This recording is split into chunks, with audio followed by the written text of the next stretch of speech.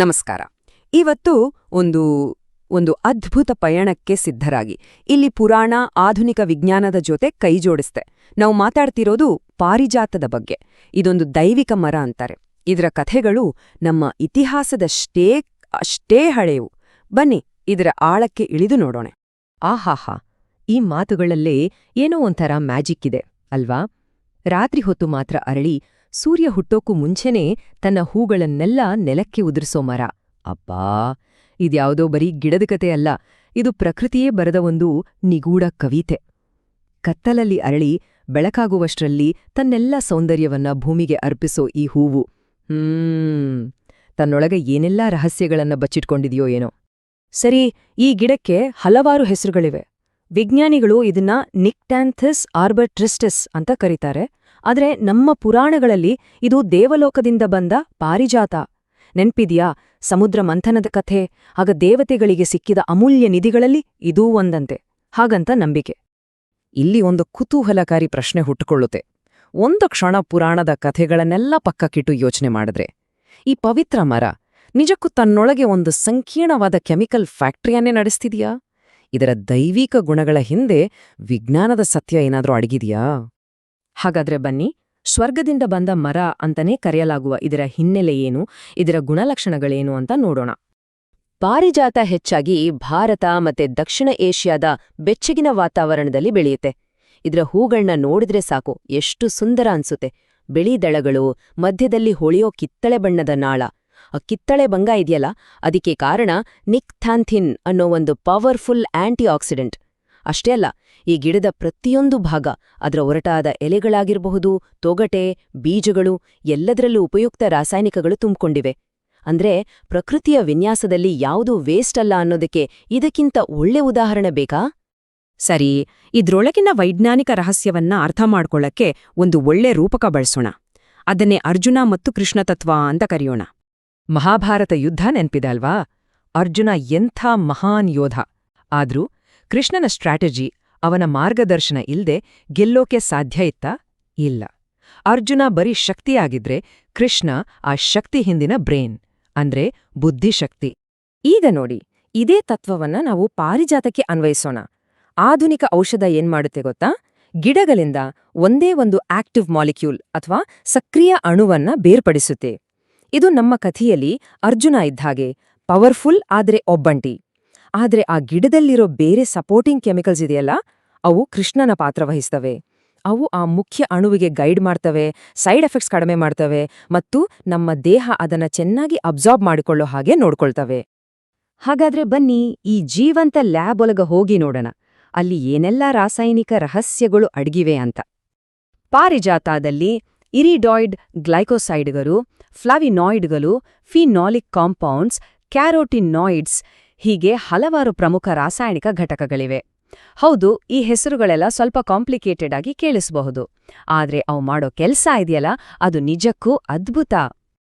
ನಮ್ಮ ಆಯುರ್ವೇದದಲ್ಲಿ ನೋಡಿ, ಶತಮಾನಗಳಿಂದ ಪಾರಿಜಾತವನ್ನ ಸಂಧಿವಾತ, ಸಯಾಟಿಕಾದಂಥ ನೋವು, ದೀರ್ಘಕಾಲದ ಊತ ಈ ಥರದ ಸಮಸ್ಯೆಗಳಿಗೆ ಬಳಸ್ತಾನೇ ಬಂದಿದ್ದಾರೆ.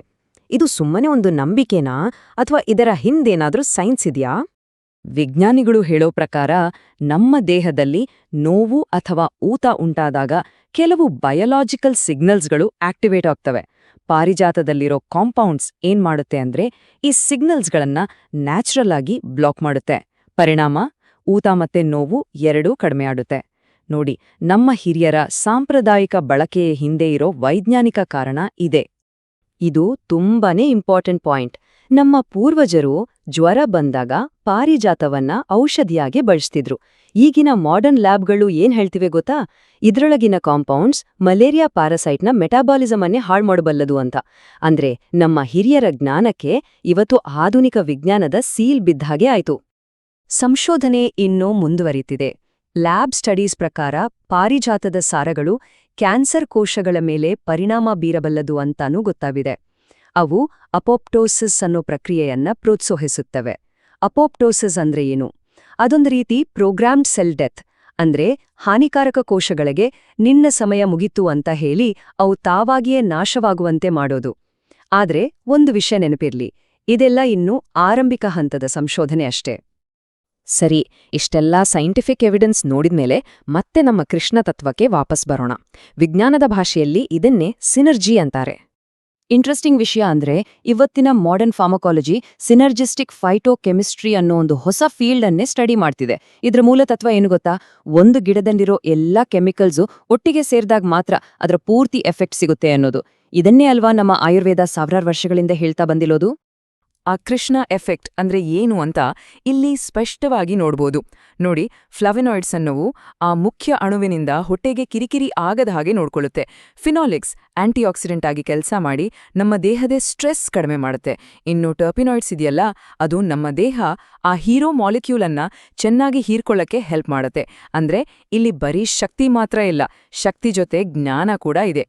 ಹಾಗಾಗಿ ಪಾರಿಜಾತದ ಕಥೆ ಬರೀ ಔಷಧಿಗೆ ಸೀಮಿತವಾಗಿಲ್ಲ. ಇದು ಪುರಾತನ ಜ್ಞಾನ ಮತ್ತು ಆಧುನಿಕ ವಿಜ್ಞಾನ ಒಂದಾಗುವ ಕಥೆ. ನಾವಾಗಲೇ ನೋಡಿದ ಹಾಗೆ ಅದರ ಹೂವಿನಲ್ಲಿರೋ ನೆಕ್ಟಾಂಥೇನ್ ಅನ್ನೋ ಕೆಮಿಕಲ್ ಕೇವಲ ಔಷಧಿಯಾಗಿ ಅಲ್ಲ, ಅದನ್ನ ಹತ್ತಿ ಮತ್ತೆ ರೇಷ್ಮೆ ಬಟ್ಟೆಗಳಿಗೆ ನ್ಯಾಚುರಲ್ ಡೈ ಅಂದ್ರೆ ನೈಸರ್ಗಿಕ ಬಣ್ಣ ಕೊಡೋಕೂ ಬಳಸ್ತಾರೆ. ಇವತ್ತಿನ ಕಾಲದಲ್ಲಿ ಕೆಮಿಕಲ್ ಬಣ್ಣಗಳಿಂದ ಆಗ್ತಿರೋ ಪೊಲ್ಯೂಷನ್ ಬಗ್ಗೆ ಯೋಚಿಸಿದ್ರೆ ಇದೊಂದು ಎಷ್ಟು ಒಳ್ಳೆ ಸುಸ್ಥಿರ ಮಾರ್ಗ ಅಲ್ವಾ? ಒಂದೇ ಒಂದು ಗಿಡ, ಯೋಚನೆ ಮಾಡಿ ನೋಡಿ. ಅದರೊಳಗೆ ಔಷಧಿ ಇದೆ, ಸುಸ್ಥಿರತೆ ಇದೆ, ಆಧ್ಯಾತ್ಮಿಕ ಅರ್ಥನೂ ಇದೆ. 3 ಬೇರೆ ಬೇರೆ ಮೌಲ್ಯಗಳು ಒಂದೇ ಕಡೆ ಸೇರಿವೆ. ಪ್ರಕೃತಿಯ ಈ ವಿನ್ಯಾಸ ನಿಜಕ್ಕೂ ಎಷ್ಟು ಅದ್ಭುತ ಅಲ್ವಾ? ಹಾಗಾದರೆ ಈ ಪೂರ್ತಿ ವಿಶ್ಲೇಷಣೆಯಿಂದ ನಾವು ಕಲಿಯಬೇಕಾದ ಮುಖ್ಯ ಪಾಠ ಏನು? ಅದು ತುಂಬಾನೇ ಸಿಂಪಲ್. ನಮ್ಮ ಪುರಾತನ ಜ್ಞಾನ ಅನ್ನೋದು ಮೂಢನಂಬಿಕೆ ಅಲ್ಲ, ಹಾಗೆ ಆಧುನಿಕ ವಿಜ್ಞಾನ ಅನ್ನೋದು ಅಹಂಕಾರನೂ ಅಲ್ಲ. ಇವೆರಡೂ ಒಂದಕ್ಕೊಂದು ವಿರೋಧಿಗಳಲ್ಲ. ಬದಲಾಗಿ ನಿಜವಾದ ಜ್ಞಾನವನ್ನ, ತಿಳುವಳಿಕೆಯನ್ನ ಪಡೀಬೇಕು ಅಂದ್ರೆ ಇವೆರಡೂ ಪಾರ್ಟ್ನರ್ಸ್ ಆಗಿ ಕೆಲಸ ಮಾಡ್ಬೇಕು. ಕೊನೆಯದಾಗಿ ಒಂದು ಪ್ರಶ್ನೆಯೊಂದಿಗೆ ಈ ವಿಚಾರವನ್ನ ಮುಗಿಸೋಣ. ಮುಂದಿನ ದಿನಗಳಲ್ಲಿ ಔಷಧ ಕ್ಷೇತ್ರದ ಭವಿಷ್ಯ ಹೇಗಿರಬೇಕು? ಅದು ಸಂಪ್ರದಾಯ ವರ್ಸಸ್ ಟೆಕ್ನಾಲಜಿ ಅನ್ನೋ ಸಂಘರ್ಷ ಆಗಿರ್ಬೇಕಾ? ಅಥವಾ ಇವೆರಡೂ ಸೇರಿ ಒಂದು ಶಕ್ತಿಶಾಲಿ ಏಕೀಕರಣ ಆಗ್ಬೇಕಾ? ಇದು ನಾವು ಯೋಚಿಸಬೇಕಾದ ವಿಷಯ.